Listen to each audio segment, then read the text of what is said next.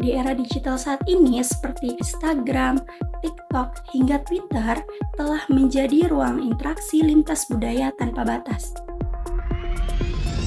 Apakah perbedaan budaya dalam cara menyampaikan pesan memengaruhi etika komunikasi kita di media sosial? Hai, perkenalkan, nama saya Dea Minhatul Maula dengan NIM 2484110029 dari jurusan Komunikasi Penyiaran Islam semester 4 kelas A. Di sini saya akan menjelaskan sebuah opini mengenai subtema etika komunikasi lintas budaya di media sosial. Sebelumnya, aku akan menjelaskan dulu nih, apa sih etika komunikasi lintas budaya?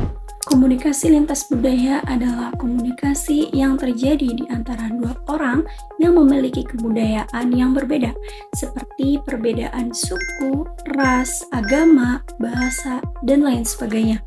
Tujuannya apa sih? Tujuannya itu tidak lain untuk mengurangi kesalahpahaman atau ketidakpastian seseorang yang bisa menimbulkan suatu konflik di lintas budaya tersebut.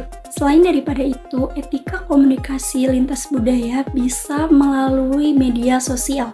Nah, di era digital saat ini seperti Instagram, TikTok, hingga Twitter telah menjadi ruang interaksi lintas budaya tanpa batas.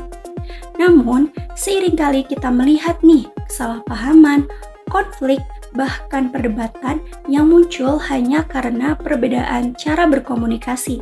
Fenomena ini menimbulkan pertanyaan penting, apakah perbedaan budaya dalam cara menyampaikan pesan memengaruhi etika komunikasi kita di media sosial? Secara fenomenologis, media sosial mempertemukan individu dari berbagai latar budaya.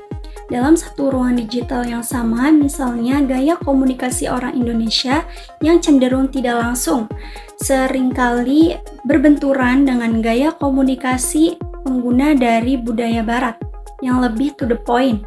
Dalam kajian komunikasi lintas budaya, Edward Tehel membagi budaya menjadi dua kategori utama, yaitu high context culture dan low context culture. Nah, tadi apa sih high context dan low context? Dari high context sendiri, ini budaya yang mengandalkan isyarat nonverbal serta hubungan interpersonal dalam memahami pesan. Di negara kita ini, Indonesia termasuk dalam kategori di mana komunikasi cenderung halus, implisit, dan penuh makna. Sebaliknya, budaya low context seperti United States lebih mengutamakan kejelasan, keterbukaan, dan pesan yang eksplisit. Masalah muncul ketika kedua gaya komunikasi bertemu di media sosial. Misalnya, sebuah komentar yang dimaksud sebagai kritik halus oleh pengguna dari budaya high context bisa dianggap tidak jelas atau bahkan pasif-agresif oleh pengguna dari budaya low context. Sebaliknya, komunikasi yang terlalu langsung bisa dianggap kasar atau tidak sopan oleh masyarakat high context.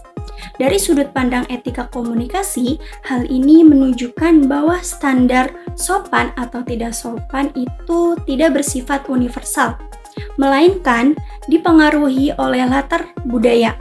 Oleh karena itu, saya beropini bahwa etika komunikasi di media sosial itu seharusnya tidak hanya berlandasan norma pribadi, tetapi juga mempertimbangkan sensitivitas budaya. Selain daripada itu, algoritma media sosial yang cenderung mempercepat penyebaran konten juga memperbesar potensi kesalahpahaman.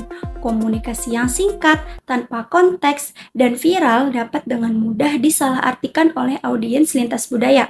Hal ini memperkuat pentingnya intercultural competence, yaitu kemampuan individu untuk memahami, menghargai, menyesuaikan diri dengan perbedaan budaya dalam berkomunikasi. Sebagai kesimpulannya, etika komunikasi lintas budaya di media sosial sangat dipengaruhi oleh perbedaan antara budaya high context dan low context. Ketidaksadaran akan perbedaan ini sering menjadi sumber konflik yang sebenarnya bisa dihindari sebagai refleksi.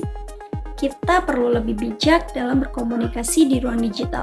Tidak semua orang memiliki cara memahami pesan yang sama, dan oleh karena itu, pentingnya untuk mengedepankan empati kita, kejelasan, serta kesadaran budaya dalam setiap interaksinya.